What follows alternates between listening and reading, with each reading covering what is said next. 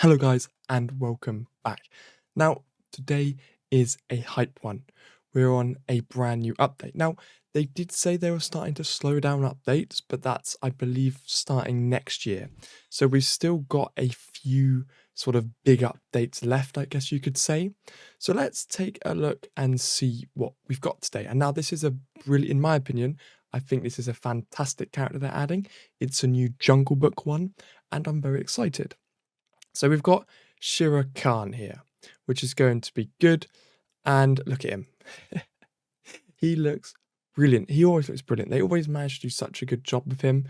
But he's there, he's chilling. And I'm pretty hyped actually to get another animal type character in. Now this might be the last character that comes out for a while. So let's all make the most of him and hopefully he's going to stack up to Ada. I don't think he will unless they're going to break him as well. I think it's going to be very difficult for another character to even be anywhere near Ada's level. But let's take a look. So again, what we have straight away, which I really like, is that we've got a new debuff. Ada came with a debuff as well. So that's a very nice start. We've still got about 5 days until he comes out. But this is a nice start here. A really nice start indeed. So we've got a new debuff. Now what does this do? Corruption is a new debuff being added to the game that is exclusive to him. Corruption stops a unit from healing.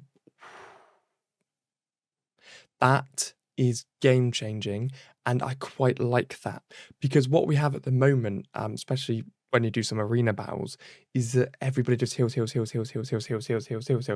what that's going to do is basically like disable characters like Ariel, Joy. To be honest with you, most characters in the game these days have a self-heal feature.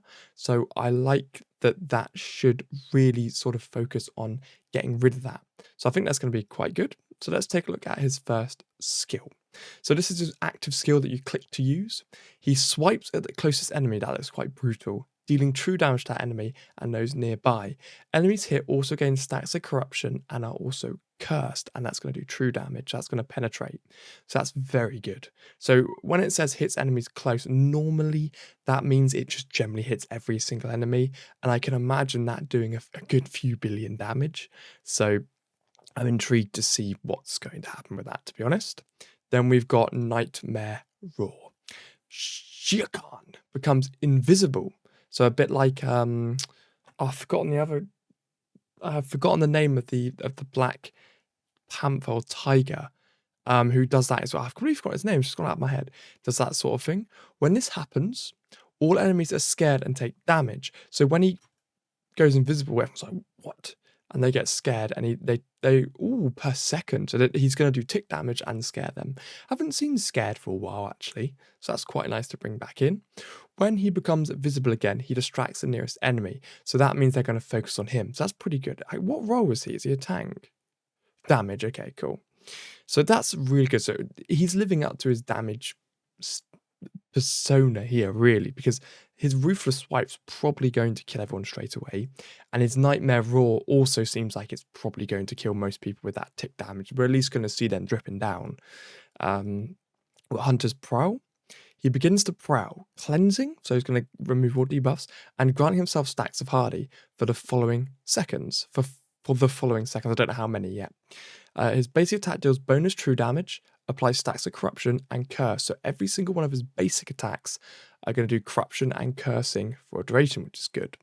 Anytime he uses stacks of Hardy, he and his allies heal 4% of the max HP. So that's pretty good. So he's going to get stacks of Hardy, but when he uses those stacks of Hardy, the entire team are going to be hit with a heal. So that is fantastic. Then we've got, look how cool that picture is. When he reaches the percent of his max HP, he cleanses himself, heals for HP and goes invisible. So that's nice because what that's going to do is activate his Nightmare Roar there when he goes invisible. And goes invisible for seconds. He can do this once every few seconds after a cooldown. So really, that's just going to do every time he loses X amount of HP, he goes invisible, which is going to help activate the prowl move. So that's really good. So it's going to, every time he loses a certain amount of HP, he goes invisible, which activates the huge wave of tick damage, which is going to happen. So that's pretty good. Shere can cast causes even if he's stunned, silenced, or frozen. So that means it will get him out of it. So he kind of can't be debuffed really, because there's a chance he could just drop out of it with his invisibility. So that's very good as well. So then we've got, yeah, on his red skill here. Ooh. No, this is worrying. Claws of Destruction. Anytime Shere Khan goes invisible, he applies stacks of corruption to all enemies. Shere Khan deals bonus damage to corrupt enemies and takes reduced damage from corrupted enemies. So everyone who's corrupted are going to give him reduced damage, and when he swipes and does his basic attacks, it's going to be corrupting. So it kind of more or less seems like the entire enemy team should be corrupted by him, which is very good indeed. He deals bonus damage to corrupted enemies as well, takes reduced damage. Yep. While invisible from any source, he gains movement and attack speed and heals 4% from max HP per second. That's really good. So he's going to get his attack speed up, his movement speed, and he's going to be healing. His base attacks also deal fantastic damage and grants extra energy. So again, very good. Enemies are considered to be corrupted if they have at least one stack of corruption. Reality plus armor plus bonus is a huge buff to his ruthless swipe. And then his battle badge, doesn't really matter about his battle badge, to be fair. Bagheera, that's it. And then we've got Scar. Now, one of the biggest things in this update I kind of wanted to point out was obviously we've got this new character, which is brilliant. But we've also got this quick fighting now, which is exactly how One Punch Man used to do it. You guys know I used to play that game. I'm looking forward to the new One Punch Man game. I'll be doing loads of videos when that comes out. But anyway, so campaign quick fight. So it's going to allow you to bob through the middle nodes. So quick fight is now available in the normal campaign. Progress through campaign nodes and reach higher rarities faster with this feature. So basically that just means if you're a new player in the game, you don't have to go through 50 levels, which would probably take you 5 days. So I really like that idea. And it's just going to allow you to, I don't particularly know how it's going to work. I will cover it as soon as it comes out. But I'm excited for that more so than the character. Because the campaign mode got a bit boring for me, so I like the idea of that. So then we've got a slide has been added to stamina consumable, pretty decent. Just allows you to use X amount of stamina potions with ease. I don't have any problems with that. It's a nice little feature. Updated patches in 4 enemy hero pool to no longer include certain heroes, preventing 3-star completion. Brilliant. Changes to friendship campaign difficulty. With new hero refreshes, we've noticed a spike. Yes, some of them are impossible. As a temporary fix to I have no idea what that word is. But we have decreased the max rarity of enemy heroes to a cap. Yeah, brilliant. We've also made adjustments to allow all 5 heroes and fish to be chosen from each battle. Oh, it's pretty cool. For example, players may choose a full lineup of Kevin Flynn, Hector Barbosa in the number 1 Princess Friendship mission. That's good. Friend stamina caps and regains have been raised. Brilliant. Because there's lots of characters now. Amount of times you can purchase friendship stamina diamonds. That's brilliant as well. Memory disk quick swap. Oh, that's pretty good. Tapping on pretty decent. And a few new guild perks there as well. More car bonuses.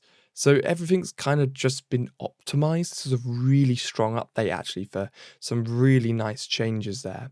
And there's some bug fixes down there as well. And we got a winter event coming as well. But I'll tackle the winter event at a later date, guys. But I just wanted to cover that for you. I think it's going to be a very, very cool character. As always, guys, do make sure you spam your comments down below. I'm always excited to see what you all think. But we have got Shere Khan coming very soon. And he looks like a very interesting character. His corruption does seem like it's going to be a bit of a game changer. So I'm very excited for that. So guys, yeah, do make sure you smash that like and subscribe button. And I'll see you legends all in the next one.